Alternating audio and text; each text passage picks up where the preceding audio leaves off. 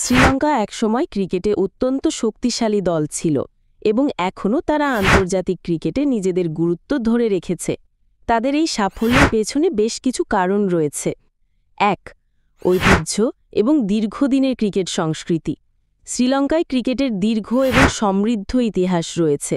British উপনিবেশিক শাসনের সময় থেকেই, অর্থাৎ 1800 দশকের গোড়ার দিকে ক্রিকেট সেখানে জনপ্রিয় হয়ে ওঠে। 1832 সালে কলম্বো ক্রিকেট ক্লাব প্রতিষ্ঠিত হয় এবং 1920 দশক থেকেই তারা প্রথম শ্রেণীর ক্রিকেট খেলছে।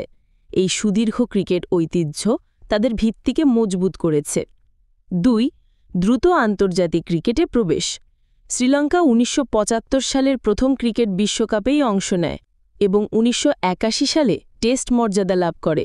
তারা অষ্টম টেস্ট খেলুড়ে দেশ ছিল, যা তাদের বিশ্বের সেরা দলগুলোর বিরুদ্ধে খেলার অনেক বেশি সুযোগ দিয়েছে এবং তাদের অভিজ্ঞতা বাড়াতে সাহায্য করেছে।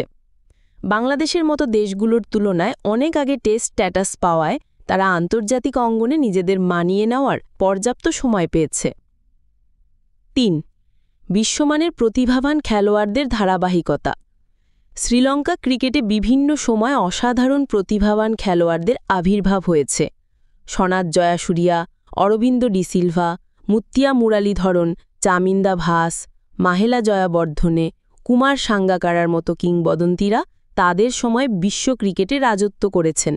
এই খেলোয়াড়রা নিজ নিজ ক্ষেত্রে এতটাই দক্ষ ছিলেন যে একাই ম্যাচের মোড় ঘুরিয়ে দিতে পারতেন। তাদের উপস্থিতি নতুন প্রজন্মের খেলোয়াড়দের জন্য অনুপ্রেরণার উৎস ছিল। ৪. কৌশলী নেতৃত্ব এবং উদ্ভাবনী ক্রিকেট।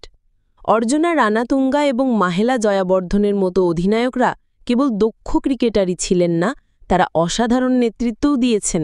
1996 সালের বিশ্বকাপ জয়ের পিছনে রানাতুঙ্গার উদ্ভাবনী এবং সাহসী নেতৃত্ব একটি বড় ভূমিকা রেখেছিল।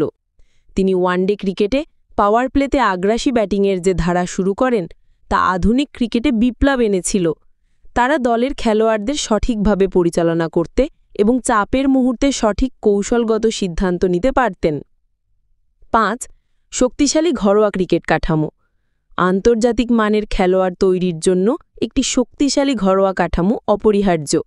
শ্রীলঙ্কার ঘরোয়া ক্রিকেট থেকে নিয়মিতভাবে নতুন এবং প্রতিভাবান খেলোয়াড় উঠে এসেছে, যা জাতীয় দলকে ধারাবাহিকভাবে শক্তিশালী রাখতে সাহায্য করেছে।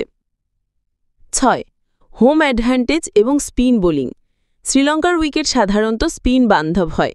তাদের দলে সবসময় বিশ্বমানের স্পিনার ছিল, যেমন মুত্তিয়া মুরালীধরন এবং পরবর্তীতে রঙ্গনা হেরাথ।